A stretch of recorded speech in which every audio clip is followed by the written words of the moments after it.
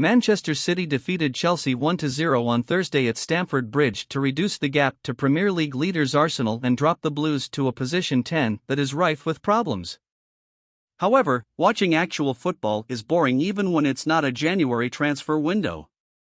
One Sun website headline screamed, "Major Mudryk transfer news as Shakhtar Donetsk director dines with ex-Arsenal stars before watching Chelsea match." It should work out well.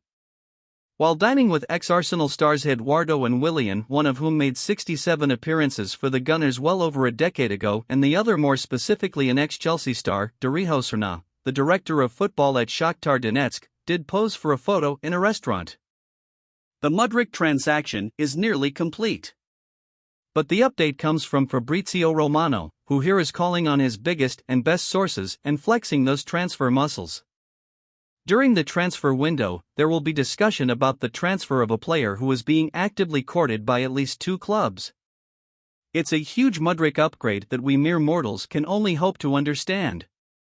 You're saying that Srna didn't travel to England merely to see Chelsea play Manchester City and have supper with Eduardo and Willian before departing? That's not all, though. Not with the existence of the Daily Mirror website. Concerning Michael Mudryk, news is noticed by Arsenal supporters as the Shakhtar manager is seen in London. The aforementioned image appears to have left Arsenal fans sweating, even though it appears very innocent to the untrained eye. The main point is that several Arsenal supporters on social media were certain that the couple would be critical towards the club following their personal experiences in North London after various sensational transfer rumors are mentioned, such as a picture of the trio, who appeared to be out for dinner. Yes, Eduardo sat there and criticized Arsenal for forcing him to play Martin Taylor. Additionally, Willian would not stop complaining about how the strange Spanish man kept harping on about non-negotiables while he was at the Emirates. However, given that Srna teamed up with both Willian and Eduardo for Shakhtar back when he was a player, it seems more likely that the group was merely catching up. Out with Aubameyang. One significant discussion topic resulted from Manchester City's victory over Chelsea. Aubameyang's humiliation when he is removed from the game after being substituted in, according to the Sun website. He won't be pulled off before a substitute is added, so that's good. The 63 minutes he played made it his 4th longest Premier League appearance of the year. The word hauled off in the opening paragraph deserves special mention. With this, John Cross of the Daily Mirror attempts a modest deviation from the idiom. Aubameyang came on as a substitute in the 5th minute but was then hooked himself after 68 minutes, and for a substitute to be substituted is the worst insult for any pro, let alone a big name with an equal amount of ego, said one observer. Hooked is a nice word. However, it is not true to say that Aubameyang suffered the worst insult for any pro. Yes, he was a replacement who was afterward replaced. However, he entered the game in the 5th minute, not at halftime. Don't pretend Graham Potter sewed him up when he hardly played at all. On the Daily Mirror website, elsewhere.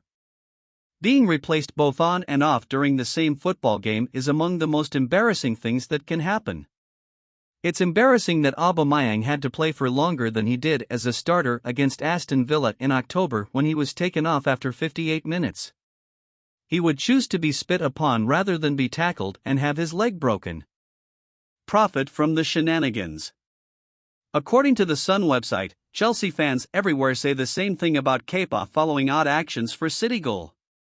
You must not resort to antics because a goalkeeper oddly failed to stop a simple low cross. Thank you, but that phrase is reserved for Mikel Arteta's actions on the sidelines. Regarding Frank Lampard's statement that Everton had to show great balls as well to perform in difficult moments, Dominic King of the Daily Mail writes, "And right now is a challenging time. But Lampard won't just wait for what will happen at this stage. As it stands, all he can do is wait and hope that his team replies to at least offer Moshiri something to think about. If he could, he would try to change everything." The new narrative type that the Sun website, in particular, has discovered, is one that MediaWatch does love. The most recent instance was given on Friday morning. Former Chelsea and Newcastle player who left his position as a match-of-the-day pundit looks unrecognizable as a pastor. This unidentifiable man has a striking resemblance to Gavin Peacock. The identity of the mystery footballer may only be ascertained as Gavin Peacock in the 11th paragraph. Oh. Additionally, he holds that homosexual relationships are bad, sinful, and that transgenderism is yet another step away from a departure from the binary sexes created in the image of God as rooted and fixed and meaning something, and that has moved away now to subjective and fluid and meaning whatever it wants. Thanks so much for watching.